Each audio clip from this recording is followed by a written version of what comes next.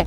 आप अपने गुरके भेजकर किसानों के इस आंदोलन को की दिशा खराब करना चाहते हैं। किसानों को आप देश के सामने गद्दार करार करना चाहते हैं। राहुल जी को कहते हैं कि राहुल जी भड़का रहे और इतने बड़े बड़े आंदोलन चला रहे हैं, तो अपना पक्ष पहले डिसाइड करें। किसानों के मन की बात करें ना, युवाओं के मन की बात करें, महिलाओं के मन की बात करें, अपने मन की बात। ये कब से हमारे देश में होने लगा? गाजीपुर बॉर्डर पर हूँ और यहाँ पर जो है कांग्रेस की पूर्व लोकसभा प्रत्याशी डोली शर्मा जी है। सबसे पहले ये बताइए कि कांग्रेस का क्या इसमें रोल है? कांग्रेस ने पहले कहा, राहुल गांधी जी ने कहा, प्रियंका गांधी जी ने कहा, हमारे एक एक वरिष्ठ नेता सब कह रहे हैं कि हम लोग किसानों के साथ हैं। कांग्रेस की सरकार जब थी तो 72,000 करोड़ का किसानों का कर्जा माफ हुआ था। राहुल जी ने भूमि अधिग्रहण बिल लाया, पैदल यात्रा की भट्टा पारसौल के किसानों के लिए, किसानों को उनकी ज़मीन पर हक दिया राहुल गांधी जी ने, और आज भी उनका कहना है कि हम किसानों के साथ हैं। मैम, लेकिन जो सरकार है वो हमेशा आरोप लगाती है कि कांग्रेस के टाइम में किसानों की हालत बहुत ही ख़राब थी। अब जो हम ये कानून ला रहे हैं ये किसानों के लिए फ़ायदेमंद है और किसानों की आय दोगुना हो जाएगी। अगर कांग्रेस के समय में किसानों की वो हालत थी तो किसान तब सड़क पर क्यों नहीं थे? किसान आज सड़क पर क्यों है? आज की स्थिति किसानों की बड़ी भयावह है। पूरी ठंड में, बारिश में उन्होंने गाजीपुर बॉर्डर, टिकरी बॉर्डर, आप देखिए हर चारों तरफ दिल्ली के सिंधु बॉर्डर, सब जगह उन्होंने पूरी सर्दी काट दी। किस लिए? अपने हक के लिए। वो अपने हक की लड़ाई लड़ रहे हैं और देश का लोकतंत्र हर किसी को ये हक देता है, हमारे देश का संविधान ये हक देता है कि वो अपनी लड़ाई लड़ सकते हैं, धरना प्रदर्शन कर सकते हैं, और वो कर रहे हैं। इन्हें ये कानून वापस लेने पड़ेंगे। देखिए मैम, अभी जो झंडा का मामला आया तिरंगे पर, उसके बाद शशि थरूर जी को देशद्रोह का केस हो गया है, और भी नेता है जो जैसे मीडिया है उन पे भी दबाव सरकार बना रही है, उनके लिए कांग्रेस का क्या स्टैंड था? दीप सिंधु पर केस क्यों नहीं हुआ?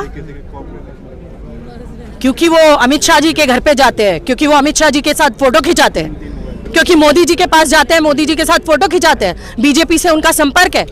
दीप सिंधु पर क्यों नहीं हुआ? अभी भी वो बाहर क्यों है? भड़काऊ भाषण देने के बाद, इतनी बड़ी गतिविधि करने के बाद भी वो बाहर क्यों है?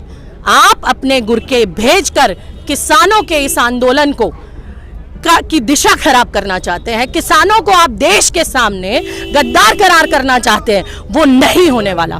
देश का किसान सच्चे मन से अपनी लड़ाई लड़ रहा है, अपनी जमीन पर अपना हक मांग रहा है, और वो मांग के रहेगा। गांधी जी ने अहिंसा का रास्ता दिखाया था।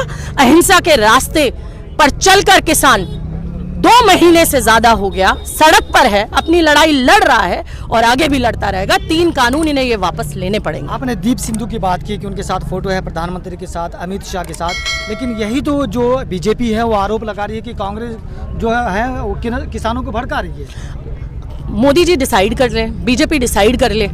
कभी तो कहती है विपक्ष बड़ा कमजोर है, कभी तो कहती है राहुल जी नेता ही नहीं है, और कभी राहुल जी को कहते हैं कि राहुल जी भड़का रहे और इतने बड़े बड़े आंदोलन चला रहे हैं। तो अपना पक्ष पहले डिसाइड करें। या तो राहुल जी इतने बड़े नेता हैं कि पूरा देश कर सके, और या तो वो नेता नहीं है।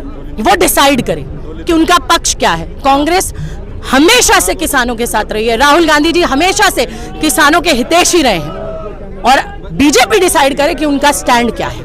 वो जो रोटी उनके पेट में जाती है उसका वो हक कब अदा करेंगे?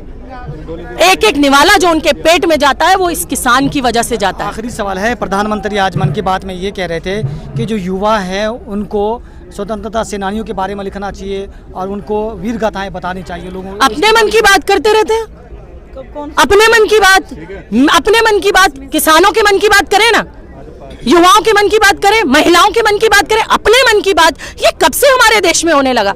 हमारा देश का लोकतंत्र विश्व में सबसे बड़ा लोकतंत्र था, और उस लोकतंत्र में लोगों को पहले से हमेशा से धरने प्रदर्शन चलते आए हैं। हमारे देश में लोगों की बात को तवज्जो दी गई है, किसानों की बात को हमेशा माना गया है, उनको हमेशा से इज्जत सत्कार दिया गया है। आज ये देखिए किस तरीके के प्रधानमंत्री आ गए हैं, सिर्फ अपने मन की बात करते हैं। आज किसान सड़क पर है इनके 3 कानून, काले कानूनों के खिलाफ। उनके मन की बात सुन लेना, कानून वापस ले ले। दे कह रहे हैं कि हम जब मन की बात करते हैं तो लोग जुड़ाव महसूस करते हैं, एक दूसरे को जानते हैं। किससे जुड़ा हुआ महसूस करते हैं? किससे जुड़ा हुआ महसूस करते हैं? किससे जुड़ा हुआ महसूस करते हैं? आम जनता से। तो ये आम जनता नहीं है सारी जो यहाँ इस सड़क पर है। मेरे पीछे भाई खड़े हैं, भाइयों आम जनता नहीं हो तुम? आपके मन की बात थी प्रधानमंत्री जी ने? साइड दे दो तुम सच। किसी के मन की बात नहीं करते, सिर्फ अपने मन की बात करते हैं। अडानी अंबानी के मन की बात करते हैं, उनके पोते को खिलाने जाते हैं। लेकिन राकेश टिकैत रोए, उनके आंसू पोंछने नहीं आए, दिल्ली के दिल्ली नहीं आए। शर्म आनी ये भी चाहिए। आरोप लगा रहे हैं कि राकेश टिकैत, जैसे आप समर्थन में है, किसान है, वो भी आरोप लगा रहे हैं कि जो 14 का चुनाव हुआ था, 19 का हुआ था, राकेश टिकैत बीजेपी के साथ थे। आज तो वो जो मर्जी इल्जाम लगाएंगे, जब किसानों की जमीन पर किसानों के हक की बात आ गई है तो क्या ना लड़े, क्या ना बोले? उनके मन की बात सुनते रहे, कब बोलेंगे?